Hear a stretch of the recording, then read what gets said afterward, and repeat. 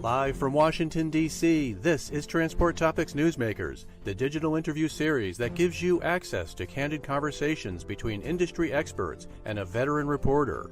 Sponsored by PrePass. Here's your host, Dan Ronan. Hello and welcome to Newsmakers from Transport Topics. I'm Dan Ronan. I'm pleased to host this regular conversation with leading figures in the trucking, freight, and logistics industries. Today, we're going to be welcoming back American Transportation Research Institute President Rebecca Brewster. But before we begin our conversation with Rebecca, I want to tell you that the good folks at PrePass are the sponsors for today's edition of Newsmakers. And let's pause for a few moments, hear from the folks at PrePass, and then we'll be back with our conversation with Rebecca Brewster. If you ask truck drivers, time is important. Daily uncertainties, including tight schedules, detention delays, and waiting in long lines at weigh stations reduce drive time and ultimately cost you money. If only there was a solution. Well, there is. PrePass allows qualified carriers to bypass weigh stations and ports of entry at highway speeds. This saves at least half a gallon of fuel and 5 minutes or more per bypass. As a result, you maximize drive time, meet delivery windows, and can find a safe place to rest at the end of your day. In addition to bypassing, the PrePass app offers safety alerts for steep grades, high winds, construction zones, traffic congestion, and more. When paired with a PrePass transponder, you expand bypass opportunities to more locations, while adding even more value through integrated toll payment services. No other provider offers the choices and flexibility of PrePass. So, join over 500,000 truckers who save time, fuel, and money with the most comprehensive weigh station bypass platform in North America. Hello, everyone, and welcome to Newsmakers from Transport Topics. I'm Dan Ronan. I'm pleased to host this regular conversation with folks in the trucking, freight, and logistics industries. Today, we welcome back the American Transportation Research Institute President and CEO, Rebecca Brewster. And before we begin our conversation, let me remind you that PrePass is sponsoring today's Newsmakers, and we are glad to have PrePass along with them as well as the sponsor for this event. Now, a few words about Rebecca Brewster, our guest. First, she's been with ATRI for more than 30 years, recently getting the honor of being recognized for 30 years in that position. And she's been its president and CEO since 2002. ATRI is the trucking industry's not-for-profit research organization. Its mission is to research and improve the trucking industry's overall safety and productivity. She is the recipient of several awards, including Fleet Owner Magazine's 2016 Dozen Outstanding Women in Trucking, as well as many others. Rebecca, it's good to see you again. Thank you for joining us. Dan, thanks so much for having me on today, and thanks to PrePass for its sponsorship of today's conversation. Rebecca, I always like to have you on around this time of year because around this time of the year, just around the week of the Super Bowl, you introduce your top 100 bottleneck report. So let's drill down on some of the research. Number one, a perennial for the fifth year in a row, in fact, I-95 State Route 4 in Fort Lee, New Jersey, just outside of New York City. It topped the annual list again.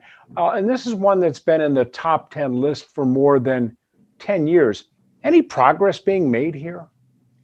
The problem with that particular location, Dan, is it's very much constrained on what you can do to improve that bottleneck. Whereas in other locations on our list, it's a matter of improving an interstate flyover to make it more amenable to the traffic flows that are present today versus what they were when that particular interchange was built. This is a location where you have, I think, 6 different roads coming together. It's bringing in traffic from 6 different roads coming together. And if you're interested in going from New Jersey into Manhattan, across the George Washington Bridge, all of that traffic funnels onto the bridge, which, by the way, is a toll bridge. And so there you've got the added congestion impact of having to stop and pay the toll. And it doesn't sound like this is going to get better anytime soon then. It's a challenging one. Now, I do understand that they're going to tag tolls so that will hopefully help some. So pay by plate rather than having to stop and pay a toll. But it is still just a very challenging location when you think about the population density in New York City drives a lot of freight demand. So you have a lot of trucks coming into and out of New York City to service all that freight demand. And you're going over a bridge, so it's not easy to add additional lanes to that particular bottleneck. So as I understand this correctly, then they're still doing this in the old school method of running your credit card or throwing a handful of quarters into a metal bin. They're not doing it electronically to get in around this with the toll? They are going to all pay by plate soon, is what I understand when I was talking to someone in that area just the other day. Okay, let's move on to another area that is, I'm always fascinated by this. I lived in Atlanta for 15 years, love the city, and you live in Atlanta. That's where your headquarters is at. 6 of the top 20 are in the metropolitan Atlanta area. My question is, what the heck's going on? We're just a very popular place, Dan. What can I say? But if you look at the list, you know from living here that those bottlenecks all are located, for the most part, with the exception of one, located on 285, which is our perimeter, which goes around Atlanta, which, as you know, was originally designed to take truck traffic coming up through Florida or traveling on to other places around Atlanta. Well, as the city itself expanded way beyond 285, greater population density, that is a very heavily traveled route. And so anytime it intersects with another major road, whether that be 75, 85, Georgia 400, 675, you see those locations very congested and creating those bottlenecks. And in some of those locations, like where Georgia 400 and 285 intersect, that's under construction right now. And so anytime we see construction, we see additional congestion. Yeah, and a number of these spaghetti junction that you pointed out, 285 and 85, the Moreland intersection, I-285 and I-20 out in western Fulton County, out by Six Flags and Charlie Brown Airport, that area out at I-20 and 285, that has become a real trucking centric section of Fulton County. For a wide variety of reasons. UPS has got a big headquarters out there for a regional distribution center. That's a very, very congested piece of real estate. It is. And again, you've got this mix of huge population density driving a lot of freight demand and lots of warehouses and distribution centers, and then just sheer truck traffic coming from other locations to get through Atlanta, all using the same stretch of highway, 285, the perimeter. And one of the other issues is, and this is something that I'm sure that Atlanta's founding fathers 50, 60, 70 years ago when they were designing the interstate system, you can't, unless you're doing local deliveries, you can't take truck traffic into the 75 and 85 and 20 into the central city of Atlanta. You have to take everything around the city. So if you're going to Florida, Alabama, South Carolina, Tennessee, you have to go around the city. You can't go through it. Right. And so that reduces some of the volumes, truck volumes at least, on 75, 85 through town, because that's, as you say, prohibited unless you're making a pickup or delivery in that section of town. We still see a lot of congestion there. And certainly at the south end of that, we do see another one of the bottlenecks, although not as highly ranked as the rest of them. But again, because all that truck traffic and all that four-wheeler traffic is on 285, you just see these bottlenecks. Add to that construction like we see around the perimeter right now. And I do have to give credit to the Georgia DOT, because they do have long-term plans, and some of those improvement plans are already underway for hopefully ultimately reducing some of the impacts of all this congestion. Rebecca, there's been a lot of discussion and a lot of news the last couple of years about how the Port of Savannah down in southeast Georgia is really taking off. And it used to be that I-16 was a desolate highway between Macon and Savannah. I mean, you're lucky if you saw, a couple thousand cars a day on there. Is that contributing to some of the congestion, that now that Savannah has really ramped up and they're bringing a lot of that traffic northbound, that it's catching up and coming to Atlanta? It is, and that was one of the drivers for why Georgia DOT is making an investment in creating some truck-only lanes on a section of I-75 south of Atlanta, because again of that traffic coming up out of the port from 16 over to 75 and then heading up to points north. Yeah, last time I was in the Atlanta area, I actually had to go down to the Macon area, and I could not, I was so surprised with the extent of truck traffic in that area that you saw. I mean, it was unlike anything I'd ever seen, 10, 15 years ago. And I actually moved to Atlanta to take this job. So I've been in Atlanta 30 years, just like I've been on this job 30 years. And just the growth has been tremendous. And, that brings with it a lot of great things. It's a great city for business. It's a great city for ATRI to be in. We like being here. But it does result in a lot more congestion. You guys actually have been doing this report since 2020, and this is a housekeeping question, but I want to have you explain to our listeners, our viewers, how ATRI compiles this data, because there's so much that goes into it, and it's not as though you guys just slap this together around Christmas time and write a report in February. This is ongoing data that you're monitoring all year long through thousands, hundreds of thousands of GPS checkpoints along the way with trucks. You're right, Dan, and this is actually our 12th annual list. So we started in 2010. And to do this analysis, we use our very extensive truck GPS data set. So it's data that generates from freight trucks, typically class 7 and 8 vehicles. We monitor congestion at 300 locations, 300 plus. I think our list is up to 310 now, locations all around the U.S. And these are locations that have been identified as freight significant by the Federal Highway Administration, by state DOTs, working with our partners at the state trucking associations, motor carriers, drivers. These locations, we monitor congestion all year long. So we take a full calendar year's worth of truck GPS data at all 310 locations.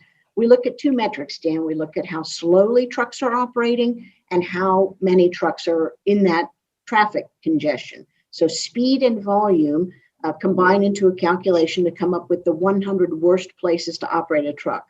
So in some places, if you have slowdowns, but the speeds aren't as slow as other locations, it may be just because the truck volumes are so much higher at that particular location.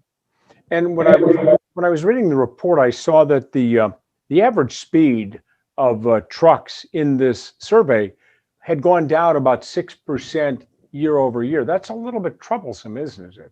It is. And in fact, that's compounded on top of the previous year's analysis, which found about an 11% decrease in truck speed. So, and the year before that, of course, was the pandemic. So what we're seeing overall, Dan, at almost 201 of these locations on the top 100 list is a return to their pre-pandemic congestion levels. So we're back to getting back to business as usual as folks return to in-person work.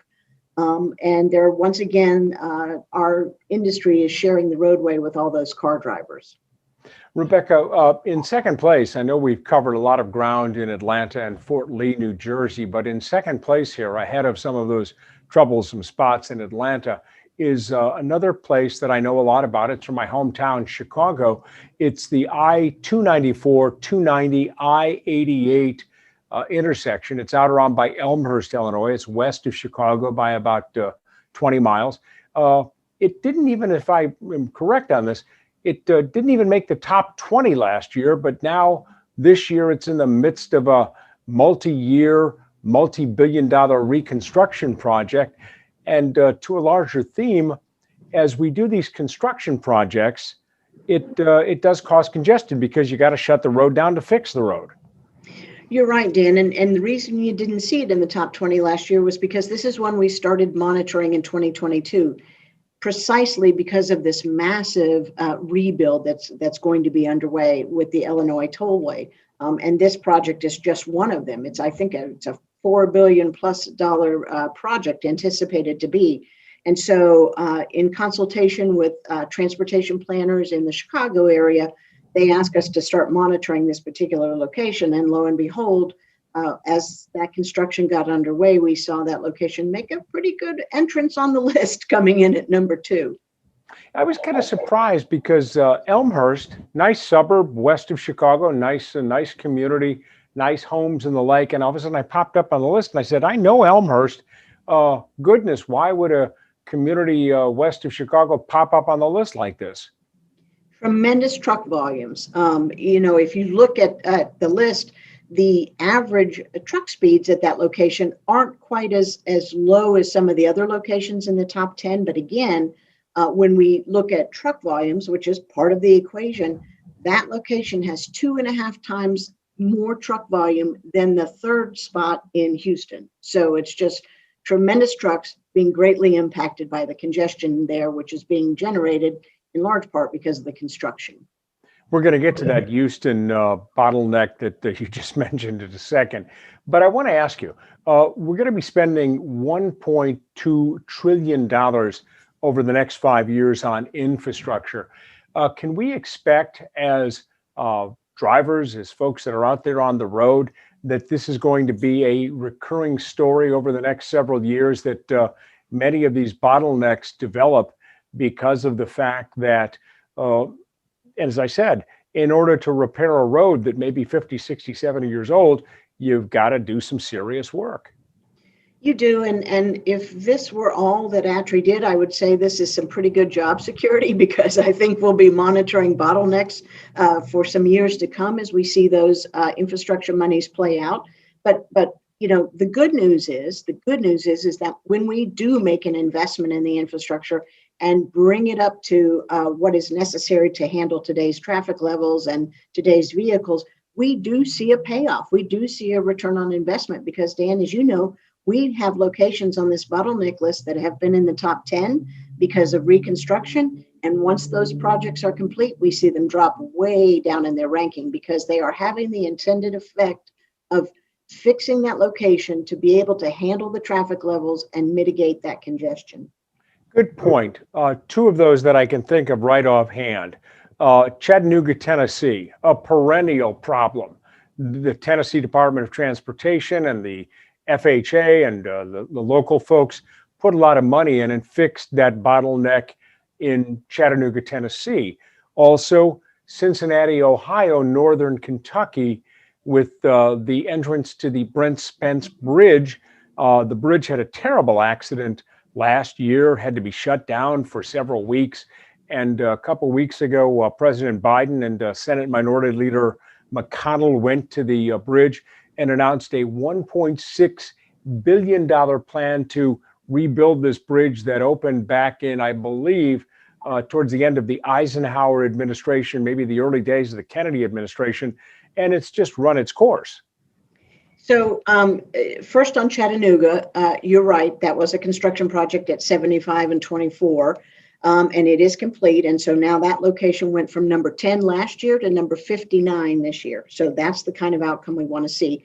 Believe it or not, Dan, that horrible crash on the Brent Spence that caused a fire that shut the bridge down was in late 2020. And so that's when we first saw the Brent Spence jump up on the bottleneck list, because they had to shut the bridge down immediately, obviously, with the fire to tend to those repairs. But then there was a lot of construction throughout 21. But you're right, that's not solving all the problems there. So there is this new commitment, and what they're going to do is create a companion bridge to the Brent Spence, so that local traffic will be able to use the Brent Spence, but through traffic will be able to use this new investment that they're making in a companion bridge. That's one of the things I'm amazed by too, and you have personal experience in this. It's a little bit of a diversion. Several years ago, you had that horrible fire in downtown Atlanta on 7585 with the plastic that was under the bridge that caught fire and destroyed the bridge just north of downtown. Construction crews and DOTs, when pressed, they can do some real quick work and really move things along, can't they? They do, and that was quite a fire, and I remember watching it on the local news. I mean, it was just amazing how quickly that that span of interstate came down as a result of that fire, which interestingly was the result of plastic equipment that the DOT used stored underneath that overpass that unfortunately caught on fire. But they really did rise to the occasion. We had experienced, of course, some short-term pain as that span of interstate was closed, but they really did bring it back online very quickly because, again, when you think about all the traffic in Atlanta, we can't afford to have a major section of a major interstate out of commission for very long. And in retrospect, the DOT changed some of its policies too about storing pipes and plastic pipes and chemicals under the bridge, because in retrospect, that probably wasn't a very good idea. Well, you live and learn, I guess. Live and learn. We're talking with Rebecca Brewster. She's the president and CEO of ATRI, and we are discussing their top 100 truck bottlenecks report that came out recently. And we're at about the halfway point with our conversation with Rebecca. The third bottleneck, another familiar troublesome point, I-45, I-65, and US 59 in Houston. I was down there a couple months ago, saw it, went right by it, and realized that it's pretty tough. Now, again, this is one of these roads that big plans are on the books, $7.5 billion reconstruction plan for I-45, but it faces some opposition from community groups because, among other things, in order to do this, they're going to have to demolish more than 1,000 homes and apartments, 340 businesses, and 5 churches. And right now, the federal government, the Federal Highway Administration, is doing a civil rights investigation. There are environmental concerns. So it's sort of sitting on hold for a while, I guess.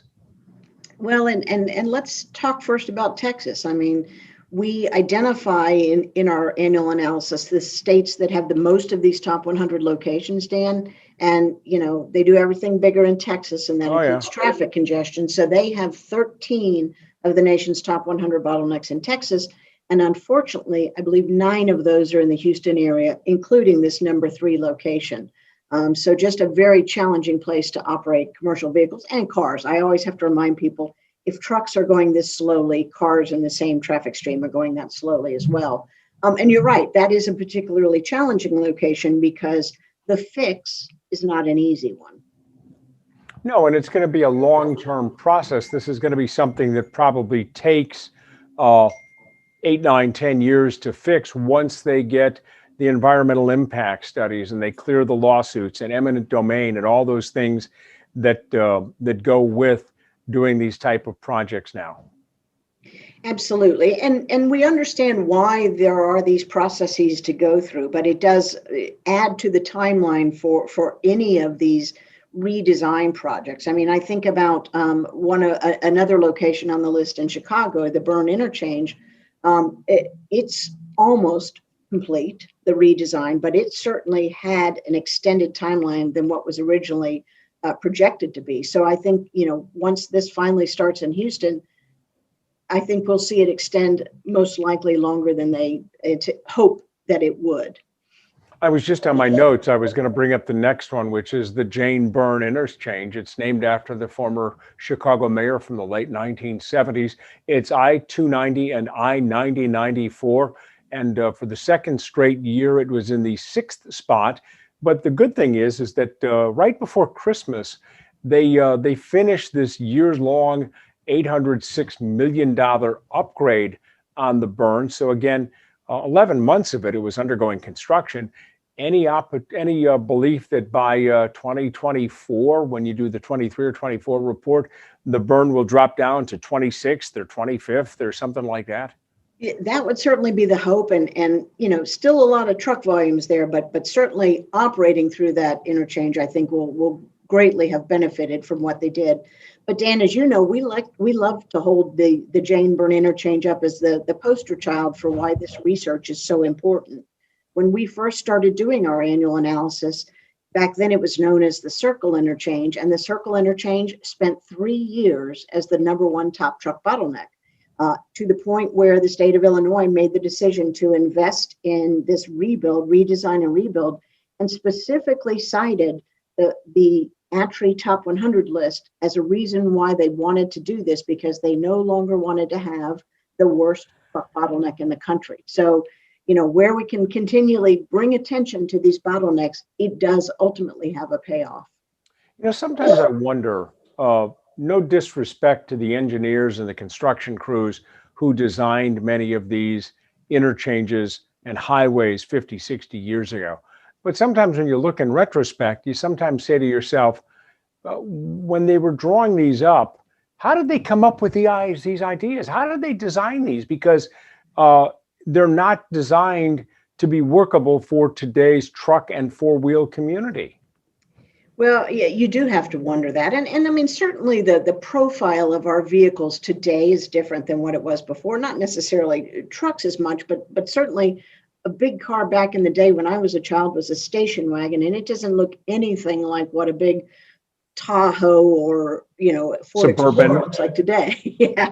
So, but it is a very different world in which we operate. But it's interesting, whenever we release our annual list, Dan, and I follow pretty closely the comments on social media, and you'll see professional truck drivers have some of the best suggestions for how some of these locations could be fixed because they experience them every day. And sometimes it is as simple as restriping an interchange or an exit ramp or improving the signage. And those are such low-hanging fruit solutions coming from the men and women who experience these things every day that I hope that while I'm looking at those comments, that folks from the DOTs are looking at them as well. As we get to the bottom of the top 10, 3 of the 4 remaining in the top 10 are in Southern California, which, as our listeners and viewers know, though it's home to the ports of Los Angeles and Long Beach, that combined port complex, the biggest in the United States. In the 7th position, LA route, State Route 60 and State Route 57. And it is the focus of upgrade plans as well. So again, the 8th position is the I-710 and I-105, which is a major connecting highway between, guess what? Long Beach and Los Angeles. A lot of drayage, a lot of truck traffic there in that Southern California area. It is, and particularly the 710-105 location, we saw a real return to its pre-pandemic congestion levels in this year's list from last year's list. And I think in large part that's driven by the fact that, of course, California was one of the states that stayed under lockdown during the pandemic longer than most. And so there was much less car traffic to compete with that truck traffic. But as everyone is returning to work now in person, four-wheeler traffic is building back up, and that location in particular, and with all the activity at that port, is really seeing a return to its pre-pandemic congestion levels. Then we move back to Tennessee, Nashville, I-24 and I-40 and I-440, 9th. This is a new addition to the top 10. What happened here? Well, it wasn't that far down. I think in last year's list, it might have been number 11, Dan. So it's just creeping back up. We saw Chattanooga come out of the top 10 and drop fairly far down. And so that Nashville location got a little better opportunity to shine on into the top 10 if that's a spot you want to aim for. Rebecca, in the 10th place, one notch down from last year is San Bernardino, and that's out east of Los Angeles. It's I-10 and I-15. And as I was doing the story for ttnews.com, I couldn't help but notice that at the Ontario International Airport, which is pretty close by, cargo shipments there have dramatically increased. And then also FedEx Corporation in 2020 did a $100 million expansion plan at their facility there. So again, as there's more cargo, you've got an airport out in the, I don't want to say the suburbs of Los Angeles, but within a reasonable driving distance. And FedEx, there you go. They're servicing that area, Southern California. Absolutely. And, it's interesting as we see this list over the years where we are seeing growth in warehouse and distribution centers. We're starting to see bottlenecks start to come up the list as a result of that increased truck traffic. And that's the result of increased freight demand. I mean, particularly when the economy is good and folks are buying things that are delivered by truck, we start to see the traffic levels go up and the traffic congestion go up. And I remember several years ago in the top 100, we had a location in the state of Mississippi that made the top 100 list. Well, when we started investigating it, it had two things going for it: great expansion in trucking terminals and distribution centers, and highway construction on some state routes that were in that part of Mississippi. And so again, when you see that growth, you're going to see some accompanying congestion. Rebecca, we've come to the end of the top 10 list, but we've still got several more minutes. I want to chat with you a little bit about the report itself. Talk about some of the work that your team at ATRI does. You're a relatively small but very compact organization in terms of how you do your research. You're not large in terms of a head count, but boy, you guys put out a lot of material. We do, Dan, and I'm very privileged to work with a very lean but mean research team here at ATRI. But when you consider the breadth of our portfolio, I mean, we do a lot of work with our truck GPS data set, even beyond the top bottleneck list. We do a lot of analyses for state departments of transportation, looking at the challenges of truck parking and identifying where there are supply and demand issues that could be better addressed through public expansion of truck parking in the states. And so helping out with that top industry issue there. But we do a lot of work also on safety. And, you know, we recently released our update to our crash predictor model. So helping the industry better understand what driver behaviors are most predictive of a future crash. A lot of work on the environmental side, looking at CO2 impacts from zero emission vehicles and the nation's charging infrastructure needs if we're going to transition to battery electric vehicles. So a very broad portfolio that really touches on all facets of the trucking industry with an aim towards improving the industry's safety and productivity. Rebecca, talk about some of the other surprises that you found in this list. You know, 100 bottlenecks, it's a tremendous amount of material. If you could say one or two things really surprised you, what would those be? Well, I think when we started to look at, for instance, looking at truck speeds, so we report on average rush hour truck speeds. And so that's where we saw that 6% decrease in the average rush hour truck speeds. But we look at traffic speeds or truck speeds across a 24-hour period, and 49 of the top 100 locations have average truck speeds across 24 hours of less than 45 miles per hour. So factoring in, you know, the truck speeds at 2 a.m. when presumably you should be able to go 55 miles per hour, combined with or averaged in with the rush hour truck speeds, and we still have about half the list where truck speeds don't go above 45 miles per hour because of the state of congestion there. So that's unfortunately a pretty telling statistic, I think. And in an industry when a lot of drivers are paid by the mile, if you're only going 45, 44, 39 miles per hour as compared to 55 or 60, you're on the clock longer, you're not making as much money, and time is money. It is, and I was talking to one of the America's Road Team captains the other day about this list, and he said, as much as I'd like to be able to slow down and take in all the scenery on my route, it just doesn't help me make money or make my deliveries on time. Rebecca, what do you see? How do you see this research being used? What are some of the ways that the folks will get a chance to drill down on this and really use this research? Well, Dan, some of the biggest users of this analysis, if you will, are folks at state departments of transportation and metropolitan planning organizations.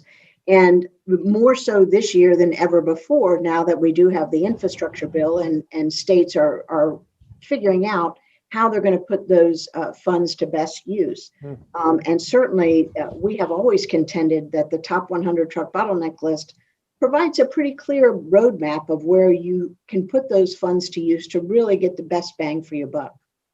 Rebecca, we're coming to the end of our 30-minute conversation. If I'd like to read the full report, because we've just scratched the surface, if you will, in our conversation here. If we would like to get more information about this, how can I do that? The entire list and all the accompanying documents with it are available on our website, Dan, and it's real easy to remember our website address. It's what we do, truckingresearch.org. And it's free. It's free. As with all of ATRI's research, everything we provide is free of charge in fulfillment of our mission to improve the industry's safety and productivity. And if you go to the list, and I hope everyone does, what's really cool about it, you can sort it by state. So if you want to see where the bottlenecks are in your state, If you're interested, we have produced some really cool animations using the real-time truck data of the top 10 bottlenecks, so you can see how the truck speeds are at fairly normal speeds in the middle of the night, and then as the rush hours begin, you see lots more red on those animations, clears up a little bit, and then turns red again. So they're really fascinating to watch. Rebecca, always good to talk with you. That's truckingresearch.org. That's truckingresearch.org is the website. Again, Rebecca, thanks for being so generous with your time. Thanks so much, Dan. Really enjoyed talking to you today.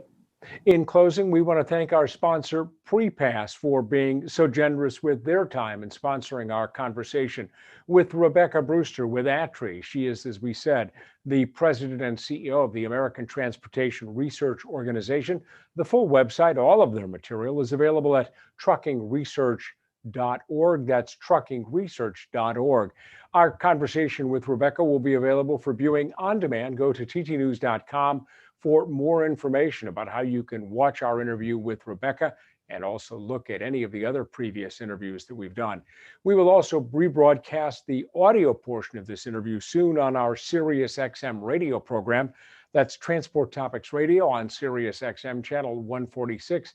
Stay tuned for details on that airing date as well. Again, I'm Dan Ronan with Transport Topics. We thank Rebecca Brewster, and as always, we thank you for watching. Thank you for joining us today. For more information on future episodes, visit ttnews.com. This has been Transport Topics Newsmakers.